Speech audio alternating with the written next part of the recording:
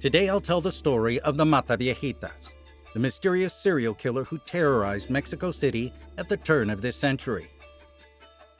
One by one, elderly women were found murdered in their homes, baffling detectives, paralyzing a city, and where the truth ended up being more shocking than anyone expected. Because the killer wasn't lurking in the shadows, they were hiding in plain sight. Now before we begin, a quick note. This is a true crime story involving details of abuse and violence. If you're sensitive to these topics, please consider whether you want to continue watching this video. Viewer discretion is advised. I'm Andrew, and this is the Mysteries of Latin America, where I tell stories of the myths, legends, unsolved mysteries, and history happening everywhere, from the northern border of Mexico to the southern tip of Argentina and all across the Caribbean islands. I do it so that those of us with these roots know our own stories, and also so people who don't have these roots know a little bit more about our cultural DNA. Now let's tell the story of Mexico's Mata Viejitas, the little old lady killer. The story begins in 1998, when police were first called to the home of Concepcion C., an elderly woman who was found strangled in her apartment. She had lived alone and there were no signs of forced entry, and nothing seemed too out of place until police noticed bruising around her neck. At first, it seemed like an isolated tragedy, but then it happened again and again. By November 25, 2002, 3+ years later, a pattern had become undeniable. That day, police responded to the death of Maria de la Luz G. in Venustiano Carranza, one of Mexico City's bustling boroughs. And like the others, she had been strangled in her home. There were no signs of break-in and no valuables were stolen. The city started whispering about a shadowy serial killer targeting the most vulnerable. And the press gave the shadow a name, the Mata Viejitas, the little old lady killer. The police struggled across multiple crime scenes and scenarios. Witnesses occasionally mentioned seeing a suspicious person, possibly a woman, who seemingly appeared to be a healthcare or government worker. They gave police full descriptions, down to the person's clothes and even the documents they carried. But the authorities dismissed these descriptions. They were convinced that the killer was a man. This assumption would prove costly. Meanwhile, fear gripped Mexico City's elderly population. Women who'd lived alone for years suddenly felt unsafe in their own homes. Families scrambled to get their loved ones out of vulnerable situations. But the killings didn't stop. The police, desperate to close the case, arrested dozens of people, including even elderly women that they thought looked suspicious. Needless to say, public trust in law enforcement at the time crumbled to an all-time low. By 2005, the authorities were heavily criticized for dismissing the idea outright that a serial killer was at work. To avoid admitting a massive public safety failure, they tried to turn the tables and accused the media of sensationalizing the story. As public pressure mounted, the police launched a botched operation targeting transgender prostitutes, believing the killer could be a transgender man or a man disguised as a woman. But the killer remained elusive. But behind the scenes, investigators were starting to piece together details. Crime scene evidence revealed fingerprints. Witnesses again described a stocky figure, someone who blended into the background, someone who didn't raise alarms because they looked like they were supposed to be there. And there was one chilling consistency. The killer left behind items that would have been very valuable to someone who was looking for money. Investigators also noticed one strange coincidence.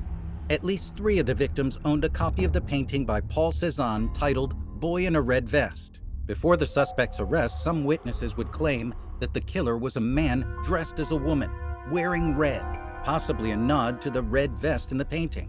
Criminalists and investigators found an odd similarity between this case and the case of Thierry Paulin, a real-life French serial killer from the 1980s who also targeted elderly women. Paulin was known for his violent crimes and often used disguises, which may have influenced the theory that this murderer was some sort of a copycat or had a dual personality or some other mental health condition, alternating between male and female identities. Also, some of the victims were originally from Spain, possibly suggesting a potential pattern or motive related to nationality, though it's unclear whether this was a coincidence or a deliberate choice by the killer. Needless to say, there were a lot of theories and a lot of dead ends, and still no break in the case. On January 25, 2006, though, the case took a sudden turn. Joel Lopez, a tenant in a Mexico City apartment building, came home one day early from work. That afternoon, Joel planned to visit his elderly landlady, 89-year-old Ana Maria R., as he often did. But something was unusual when he got to her apartment. Her door was left wide open. Joel went in and found his landlady on the floor, strangled with a stethoscope. Still in shock, he saw a short, muscular person dressed in red at the other end of the room. Joel was frozen in fear, and the killer took full advantage of this and ran past him and out of the building. Joel finally shook off his daze and started calling for help. Two nearby police officers heard him, ran after the person, tackled them, and arrested them on the spot. The killer that they arrested and had in custody was indeed a woman, after all. At the station, detectives ran her fingerprints. The results were immediate and conclusive. Her prints matched multiple murder scenes across the city, and the mystery unraveled quickly. Her name? Juana Barraza Samperio. The real Mata Viejitas had been caught, but there is so much more to her story. Juana Barraza was born in 1957 in a rural area north of Mexico City, near the city of Pachuca in the state of Hidalgo. From the very start, her life was marked by tragedy, violence, and neglect. Her mother was an alcoholic who showed very little care for her daughter. One of the stories that she told investigators was that when she was just barely into her teens, one night at a bar, her mother traded her to an older man in exchange for alcohol. The man, who was significantly older, repeatedly abused Juana over the years. She became pregnant as a result of the assaults, giving birth to her first child, a son. She would marry and have other partners, but suffering abuse from them as well, and giving birth to 4 children. But there are conflicting reports as to how many of those children survived to adulthood. We'll have more on one of her children in a minute. With no protection, justice, or family support, her early years were definitely shaped by trauma. Her mother died of cirrhosis when she was 16, and she told investigators that when that happened, she felt more relief than grief. But by then, however, her hatred against older women had already started to take root. And then in 1998, tragedy struck her life again. Her first son was killed in a street altercation at the age of 24.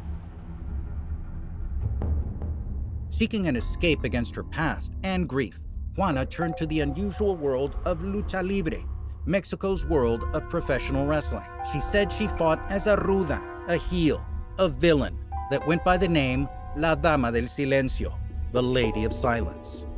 She said that wrestling provided her with a sense of power and control that she didn't have in her troubled past. However, she said that after suffering a very serious spinal cord injury, doctors told her that if she ever wrestled again, she might never walk again and could be paralyzed for the rest of her life. It was devastating news for her, another failure. It's important to note that while Barraza was involved in the world of professional wrestling here in Mexico, her exact level of professional participation has become a bit of a subject of discussion. The 2023 Netflix documentary La Dama del Silencio, El Caso Mata Viejitas, features testimony from professional wrestlers in the Mexican scene at the time who suggest that she might have been more of an enthusiastic fan than an actual professional wrestler. They think that her passion for the sport led her to create the Dama del Silencio character, and that she bought elaborate costumes and even bought herself a championship belt as part of an elaborate personal fantasy. Juana told investigators that when she was unable to pursue the one thing that gave her joy, professional wrestling, she turned to other ways to make a living, cleaning houses and making and selling food. The training in wrestling had also given her serious physical strength, and as she struggled with her life's frustrations, her past traumas festered into something very dark. So by day she worked as a cleaner and selling food, and somewhere in between, she murdered elderly women in their homes. Juana Barraza was meticulous, ruthless, and shockingly simple in the way that she carried out her crimes. She used deception, physical strength, and psychological manipulation to gain her victims' trust and to be able to get into their homes. Her victims were carefully chosen. She targeted elderly women, usually between the ages of 60 and 90, who lived alone in different parts of Mexico City. Many of them were widowed, retired, or lived on government assistance.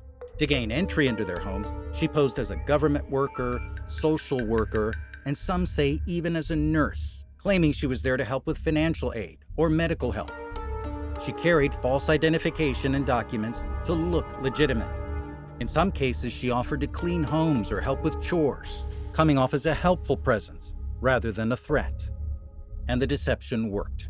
Elderly women accustomed to trusting government figures let her in without hesitation.